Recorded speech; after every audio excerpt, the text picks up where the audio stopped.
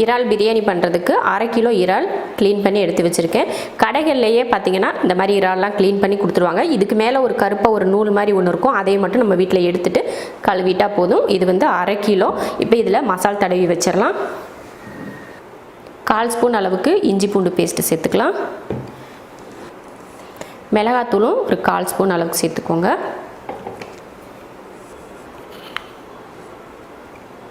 மஞ்சத்தூள்,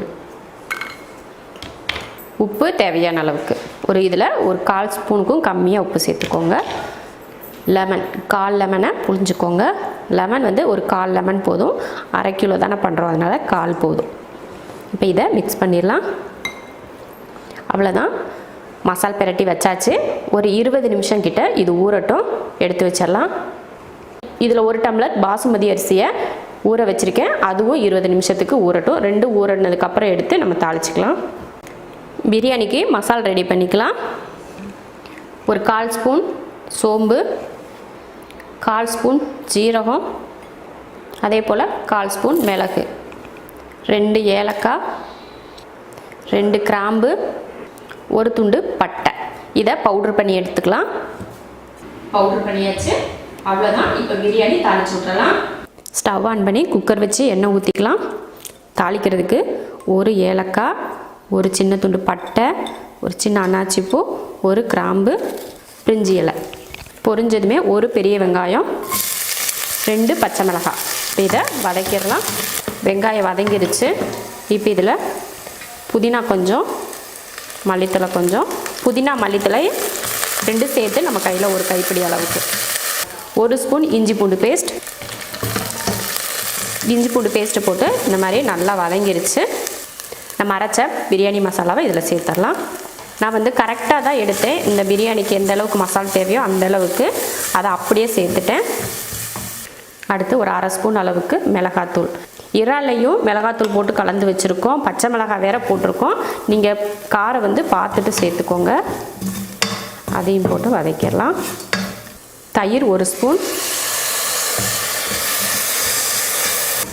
தயிர் போட்டு லைட்டாக கலக்கி விட்டாச்சு. அடுத்து நம்ம இறாலை சேர்த்துடலாம். மசாலில் பிரட்டி வச்சு 20 நிமிஷம் ஆச்சு, அதை சேர்த்துக்கலாம். இதில் இறாலில் வந்து உப்பு போட்டிருக்கோம், அதனால் இப்போ உப்பு போட தேவையில்லை. அரிசி போட்டதுக்கப்புறம் உப்பு போட்டுக்கலாம். இப்போ இதை நல்லா கலந்து விட்டுருவோம். முதல்லையே மஞ்சத்தூள் உப்பெல்லாம் போட்டு கலந்து வச்சுக்கோங்க, அப்போ தான் அந்த இறாலில் இருக்க கவுச்சி இருக்காது. இது வதங்கி நல்லா தண்ணி விட்டு வேகட்டும். அதுங்களையும் நம்ம அரிசி வேக வச்சு எடுத்துக்கலாம். நான் வந்து அரிசி பாசுமதி அரிசி வேக வைக்கிறதுக்காக இதில் ஒரு 3/4 பாத்திரம் அளவுக்கு தண்ணி ஊற்றி வச்சுருக்கேன். கொஞ்சம் கொதிக்கட்டும், அதுக்கப்புறம் அரிசி சேர்த்துக்கலாம். தண்ணி ஊற்றி தண்ணி கொதிக்க ஆரம்பிச்சிருச்சு. அதில் ஒரு 2 ஸ்பூன் அளவுக்கு எண்ணெய் ஊற்றிக்கோங்க. அரிசி வந்து உதிரி உதிரியாக வர்றதுக்காக தான் எண்ணெய். உப்பு. இப்போ அரிசியை சேர்த்துடலாம். 20 நிமிஷமாக ஊற வச்ச அரிசி. பாசுமதியில் செஞ்சோம்னா நல்லா அரிசி வந்து நீளமாக நல்லாயிருக்கும் அப்படின்றதுக்காக தான். நம்ம விருப்பப்படி எந்த அரிசியில் வேணாலும் செஞ்சுக்கலாம். அரிசி போட்டாச்சு. ஒரு 3 நிமிஷத்துக்கு இது வேகட்டும், அதுக்கப்புறமா இறக்கிக்கலாம்.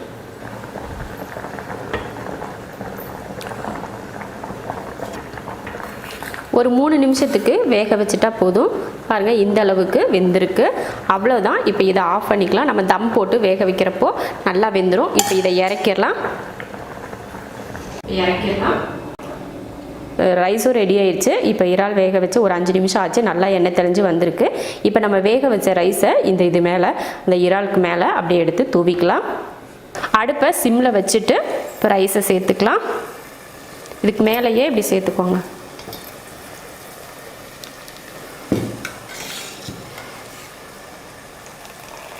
அவ்வளோதான், அரிசியெல்லாம் போட்டாச்சு. போட்டுட்டு இதில் தண்ணி எதுவுமே நம்ம ஊற்றக்கூடாது. அவ்வளவுதான். அப்படியே இதை தம் வைக்க போகிறோம். லெமன் வந்து உங்கள் விருப்பம். லெமன் புளிப்பு வேணும். தக்காளி எது நம்ம சேர்க்கல இல்லையா, அதனால் லெமன் புளியறதுனா கொஞ்சம் புளிஞ்சுக்கோங்க. அப்புறமா மல்லித்தலை மேலே போட்டுட்டு மூடி வச்சுக்கலாம். இப்போ குக்கர் மூடி போட்டுடலாம். குக்கர் மூடி போட்டு விசில் போட்டுக்கலாம். விசில் போட தேவையில்லை தான், பாத்திரம் வச்சுருந்தோம்னா விசில் போட தேவையில்லை. இது குக்கர்ன்றதுனால இந்த ஓட்டையில் ஆவி வெளியில் வந்துடும், அதனால தான் விசில் போட்டிருக்கேன். இப்போ தோசைக்கல் வச்சு இது மேலே தூக்கி வச்சுக்கலாம். ஒரு தோசைக்கல் வச்சுக்கோங்க. தோசைக்கல் வச்சுட்டு அதுக்கு மேலே குக்கரை தூக்கி வச்சுருங்க. அடுப்பு சிம்மில் தான் இருக்குது. ஒரு 10 நிமிஷத்துக்கு இது வேகட்டும். அதுக்கப்புறமா எடுத்துக்கலாம். இந்த தோசைக்கல்லோட ஹீட்லேயே வேகட்டும் ஒரு 10 நிமிஷத்துக்கு. எதுக்காக அப்படி பண்ணுறோன்னா அடி பிடிக்காமல் இருக்கிறதுக்காக தான் இந்த மெத்தட் பண்ணுறோம். ஏன்னா நம்ம இதில் தண்ணி எதுவுமே சேர்த்துக்கல இல்லையா, அதனால தான் தோசைக்கல் மேலே இதை எடுத்து வச்சுருக்கேன். சிம்மில் வச்சுருக்கேன். ஒரு 10 நிமிஷத்துக்கு வேகட்டும்.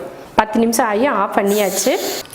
இதுக்கப்புறம்லாம் நம்ம இதில் தம்மெல்லாம் வைக்க தேவையில்லை, மறுபடியும் வேக வைக்கவும் தேவையில்லை. ஓப்பன் பண்ணிக்கலாம். பாருங்கள், சூப்பராக அந்த ரைஸ் பார்த்தீங்கனாலே தெரியுது, நல்லா சாஃப்டாக பாருங்கள், அப்படி பஞ்சு போல் இருக்குது, தொட்டாலே நல்லா வெந்திருக்கு. இப்போ கிளறி விடலாம். இப்படி லைட்டாக கிளறி விடுங்க. பாருங்கள், அடியிலேருந்து லைட்டாக இப்படி எடுத்து விட்டிங்கன்னா போதும். அவ்வளோதான், கலந்தாச்சு. சும்மா கரண்டியை வச்சு அடியில் போட்டு கிளறிட்டே இருந்தோம்னா அரிசி உடஞ்சிரும். அதுக்காக தான் நான் கிளறி விடலை அதிகம். 1/2 கிலோ இறாலுக்கு இந்த 1 டம்ளர் அரிசி கரெக்டாக இருந்தது. பாருங்கள், இறால் கொஞ்சமாக தானே இருக்கும். 1/2 கிலோ இறாலில் பிரியாணி பண்ணால் ஒரு 4 பேர் தாராளமாக சாப்பிட்லாம். அந்த மாதிரி கரெக்டாக இருக்கும். நீங்களும் இது போல் இறாலில் பிரியாணி செஞ்சு பார்த்துட்டு எப்படி இருக்குன்னு சொல்லிட்டு கமெண்ட் பண்ணுங்கள். பிடிச்சிருந்தா லைக் பண்ணிவிட்டு ஷேர் பண்ணிவிட்டு சப்ஸ்கிரைப் பண்ணுங்கள்.